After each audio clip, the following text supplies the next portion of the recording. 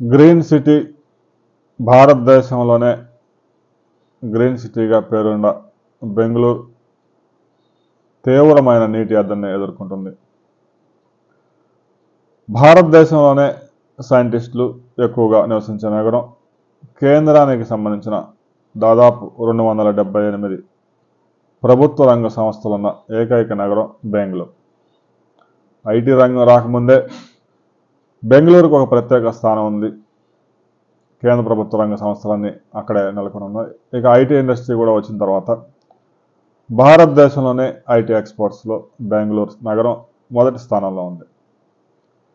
గడిచిన 30 సంవత్సరాలుగా అభివృద్ధితో పాటు అక్కడ అరాచకం కూడా చోటు చేసుకుంది. 50 లక్షల జనాభా ఒకేసారి 1,20,00,000 పెరిగింది. ఏదైతే మనం బృందావన నగరం అని చెప్పుకుంటున్నామో ఈ గ్రీన్ సిటీ కాంక్రీట్ సిటీ అయిపోయింది. దాదాపు 1235 చెరువులు కబ్జా చేసేశారు.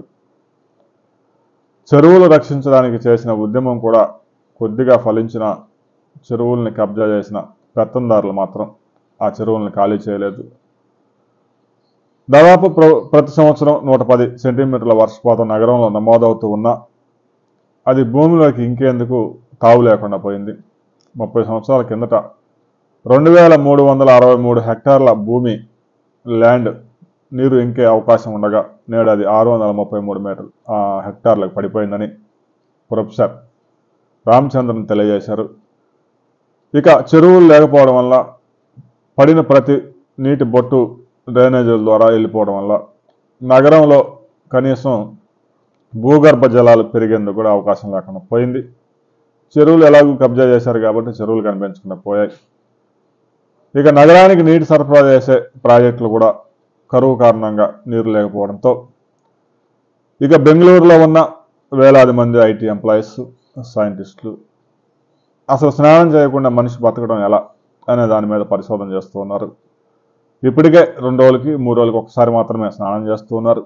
కొంతమంది అయితే తడిగుడ్డ నీటిలో పిండి దాంతో శుభ్రంగా తుడుచుకొని అత్తరగొట్టుకొని ఆఫీస్కి వెళ్తూ ఉన్నారు.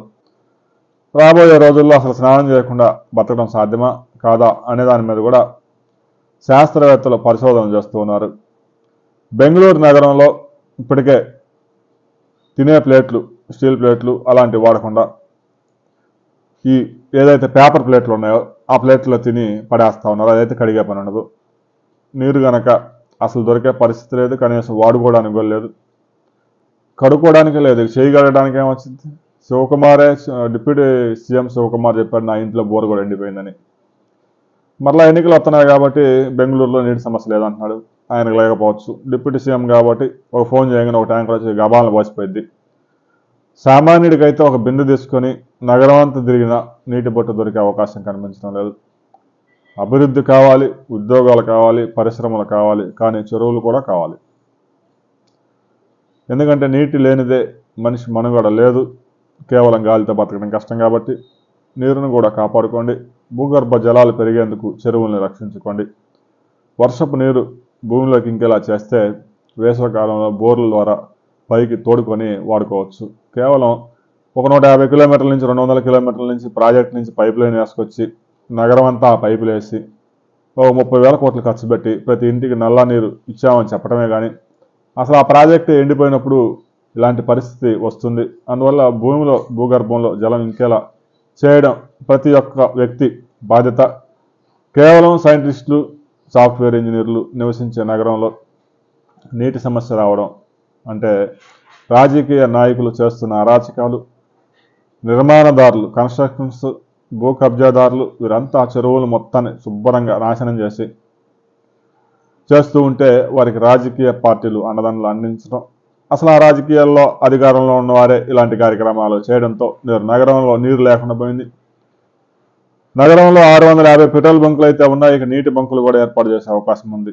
వారానికి ఒకరోజు స్నానము, ప్రతిరోజు ఆఫీసు. ఇక కంపు భరించలేక ఆఫీసులు కూడా వర్క్ ఫ్రమ్ హోమ్ ఇచ్చే అవకాశం ఉంది. నీటి సమస్యకి పరిష్కారం లేదా అంటే ఉంది. చెరువులన్నీ కబ్జా చేసి నీరు కావాలంటే రాదు. నీరు భూమిలో ఇంకో విధంగా చేయండి. వేల కోట్ల ఖర్చు పెట్టి పైప్ లైన్లు వేయడం కాదు, ప్రతి అపార్ట్మెంట్లో ఇంకుడు గుంట ఏర్పాటు చేయండి.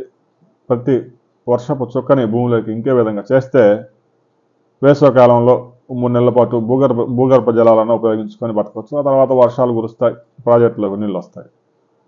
వచ్చే సీజన్లో కూడా కరువు గనక కరాలనొత్తం చేసిందంటే ఇక బెంగళూరు నగరం ఖాళీ చేసి ఎవడింటికి వాడు వెళ్లాల్సి ఉంటుంది.